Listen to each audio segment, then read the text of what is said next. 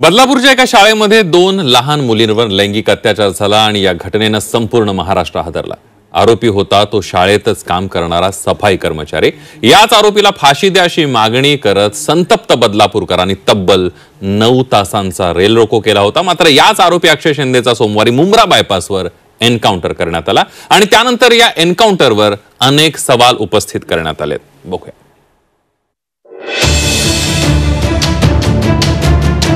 बदलापुरात 2 चिमुरड्यांवर लैंगिक अत्याचार केलेल्या अक्षय शिंदेचा एन्काउंटर करण्यात आला। त्याने पहिल्यांदा पोलिसांची बंदूक हिसकून फायर करण्याचा प्रयत्न केला, पोलिसांवर फायर केलं, हवेत फायर केलं। त्यामुळे संरक्षणार्थ पोलिसांनी त्या ठिकाणी गोळी चालवलेली आहे आणि आता याच एन्काउंटरवरून आरोप प्रत्यारोपाला सुरुवात झाली आहे। आरोपी अक्षय शिंदेला बदलापूरमध्ये न्यायचं असेल तर गाडी मुंब्र्याकडे का नेली? अक्षय शिंदेला पिस्तूलचे लॉक कसं काढता आलं?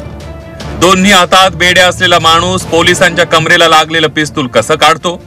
ही संपूर्ण घटना राज्य प्रायोजित दहशतवाद आहे असा गंभीर आरोप शिवसेनेच्या उपनेत्या सुषमा अंधारे यांनी केलाय। या सगळ्या प्रकरणात अक्षय शिंदेला फाशीच व्हायला हवी होती।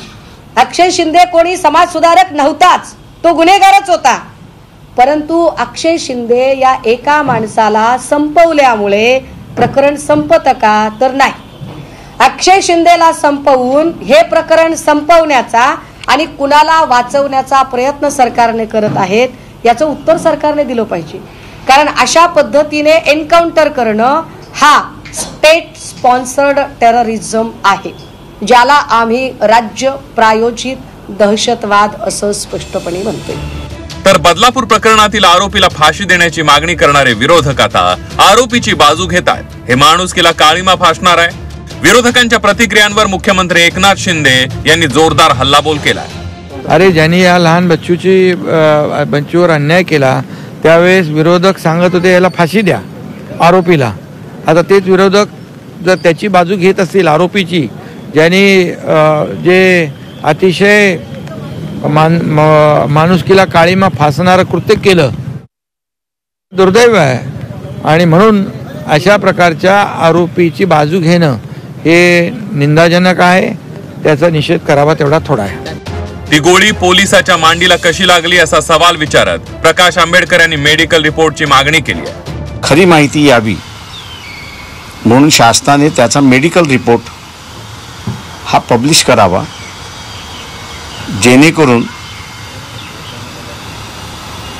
मांडीला गोळी लागली आहे म्हणजे नेमकी कुठे गोळी लागलेली आहे हे लोकांना कळेल आणि आता ज्या थिअरीज फ्लोट होतात आहेत त्याला कुठेतरी फुल स्टॉप देता येईल अशी परिस्थिती आहे।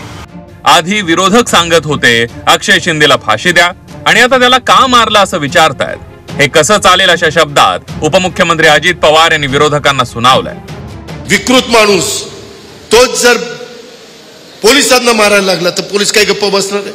पोलिसांनी लगेच फायरिंग केलं आणि त्या चकमकीत तो गेला। नाहीतरी लोक म्हणतच होती की त्याला जन्मठेप द्या, पण ती लवकर गेला। म्हणजे तशी मागणीच होती। मी त्याचं समर्थन करत नाही। स्वसंरक्षणाकरता केला असं पोलीस सांगतायत, त्याची चौकशी त्या ठिकाणी होईल। माझ्या मुलाला दुपारीच भेटले आणि आता गोळ्या घालून मारून टाकलं, आता आम्हालाही मारा असा आक्रोश अक्षय शिंदेच्या आईनं केला। त्याला सांगायला तरी पाहिजे होतं की नाही पोराला आम्ही नेतोय म्हणून। पोराला कुठे घेऊन गोळ्या मारलेत का माहित नाही, पण पोरगा असं करू शकतच नाही।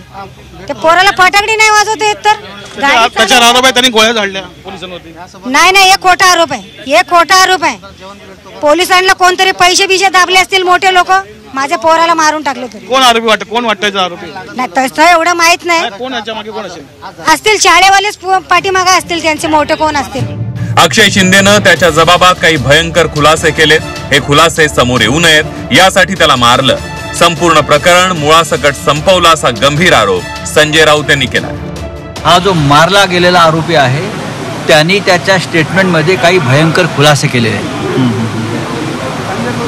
या अक्षय शिंदेने त्याच्या स्टेटमेंटमध्ये काही खुलासे केलेले आहेत, ते समोर येऊ नयेत म्हणून त्यांनी मुळापासून हे सगळं संपून टाकलं। तर बदलापूरच्या शाळेचे ट्रस्टी कुठे आहेत, त्यांना वाचवण्याचा प्रयत्न होतोय का, असा गंभीर आरोप आदित्य ठाकरेंनी केला. संचालक जे आहेत ते भाजपच्या जवळचे आहेत का? हे आपटे जे आहेत ते भाजपच्या जवळचे आहेत का? मग ठाणे सीपी काय करत होते? 7 दिवस FIR घेतला नाही आणि आंदोलन करतात त्यांच्यावर FIR 15 मिनिटात घेतला. ते आंदोलनकर्ते जे आहेत त्यांच्यावरचं FIR मागे घेणार का आणि कधी घेणार? मला वाटतं आता सगळ्या गोष्टी आपल्या माध्यमातून बाहेर येतात, त्या येऊ द्या. लोकांसमोर सत्य जे आहे ते येणं गरजेचं आहे. दुसरी गोष्ट हीच आहे, जसं मी सांगितलं की संस्थाचालक कुठे आहेत आणि वामन मात्रेंना कधी अटकवू. अक्षयला मुद्दाम मारल्याच्या आरोपात तथ्य वाटत नाही, असं बदलापूर प्रकरणातले विशेष सरकारी वकील उज्ज्वल निकम यांनी म्हटलंय. आज जो एक बांगुलबुवा उभा करण्यात येत आहे की अक्षय शिंदे याला मुद्दामून मारण्यात आलं, या आरोपात मला काही तथ्य वाटत नाही. याला कारण असं आहे की अक्षय शिंदे याच्या विरुद्ध भक्कम पुरावा SITने न्यायालयात आरोपपत्राच्या माध्यमातून दाखल केलेला आहे. प्रश्न एवढाच उरतो की ज्या वेळेला अक्षय शिंदे पोलिसांच्या म्हणण्यानुसार पोलिसांचा हत्यार हिसकावून देतो, तेव्हा पोलिसांनी खबरदारी योग्य घेतली नव्हती का?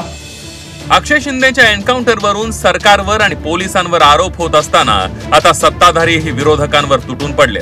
अक्षय शिंदेला हुतात्मा करण्याच्या भानगडीत पडू नका, असा इशारा आज भाजप नेते आशिष शेलार यांनी महाविकास आघाडीच्या नेत्यांना दिला.